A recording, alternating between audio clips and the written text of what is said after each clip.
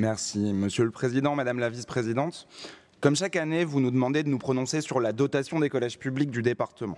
Dotation qui permet à la fois aux collèges publics de fonctionner, mais aussi de proposer aux enseignants d'avoir un peu de souplesse budgétaire dans les activités pédagogiques proposées aux élèves. Mais ça, c'était avant. J'y reviendrai.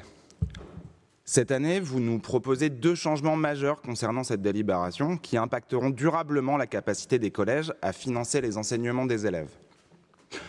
Nous avions proposé en début de mandat de revoir le mode de calcul de cette dotation en prenant en compte l'indice de positionnement social des élèves. C'est ce que vous faites avec cette délibération.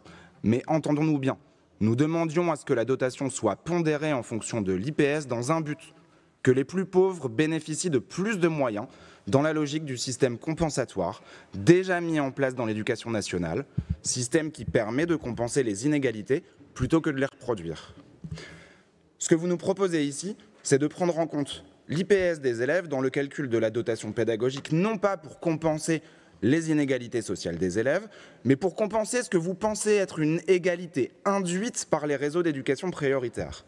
Pour vous, comme l'éducation nationale donne déjà plus aux plus pauvres, vous souhaitez utiliser l'IPS pour donner plus aux établissements qui ne sont pas en éducation prioritaire, en faisant mine d'ignorer qu'il existe déjà des dispositifs permettant de lisser les effets de seuil. Vous proposez aussi de prendre en compte l'indice d'éloignement des établissements dans la dotation. Comment? Selon quelle répartition? On ne saura pas. Le CDEN et les chefs d'établissement n'en sauront pas plus. C'est d'ailleurs pourquoi il s'est prononcé contre votre projet. Au sujet de l'indice d'éloignement que vous souhaitez désormais prendre en compte, Madame la Vice-Présidente, on ne saura pas par qui et où cette décision a été prise, puisqu'il y a une absence complète de concertation avec les professionnels dans l'ensemble de cette délibération. Absence de concertation, y compris entre membres de votre propre majorité. Il existe déjà un dispositif permettant de prendre en compte l'éloignement des collèges, porté par la délégation de M. Valois, dispositif de prise en charge supplémentaire des frais de transport pour les collèges ruraux, dispositif que nous saluons, mais qui n'a pas été pris en compte visiblement dans cette réflexion. Le deuxième changement majeur est, lui, financier. Vous revoyez non seulement le mode de calcul de la dotation, mais vous revoyez également sa répartition. Alors que les parts administration qui permettent de financer l'achat de carnets, de photocopies, et la part aide pédagogique directement dévolue au quotidien des élèves et à leur apprentissage bénéficiaient chacune d'un budget distinct, vous faites le choix de les fusionner. Comme le CDEN et comme les organisations syndicales, on s'est demandé pourquoi. Et on comprend mieux le sens de ce choix en regardant le budget lui-même. Il passe de 37,2 millions en 2024 à 26,5 en 2025, une baisse de 30% que vous expliquez par la baisse du coût de l'énergie, qui est réelle, mais cette baisse ne peut pas être due qu'à la baisse de l'énergie, d'autant que la part élève passe elle, de 7,5 à 6,5 millions d'euros, perte de 1 million d'euros qui impactera le budget pédagogique des établissements.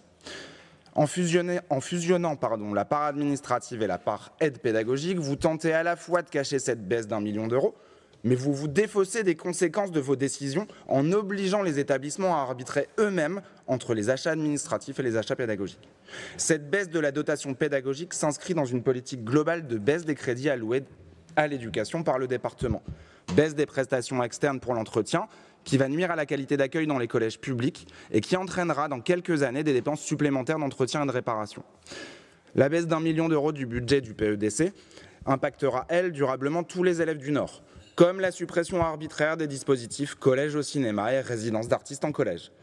Vous ciblez aussi directement les familles les plus pauvres en diminuant les crédits alloués à l'aide à la réussite du collégien et à l'aide à la demi-pension. Madame la Vice-Présidente, j'ai 2 questions pour lesquelles nous aimerions une réponse plus transparente que cette délibération.